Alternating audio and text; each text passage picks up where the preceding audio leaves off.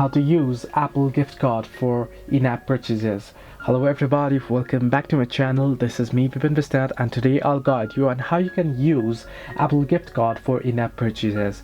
Now, in order to use the Apple gift card for in-app purchases on App Store, first you'll have to redeem the card itself. Now, how you can do so?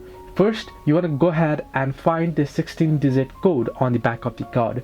Once you have it, you can simply open up the App Store. Once you open up the App Store, you should get and face somewhat like this. You want to tap on the profile icon at the top right corner, and once you do so, here you'll be able to find the option that says redeem gift card or code. You want to tap on it. It'll give you an option to either use camera to scan your card, or you can tap on enter code manually, and then you can go ahead and enter the code and then tap on redeem. So once you redeem it, you'll be able to use it to make the in-app purchases.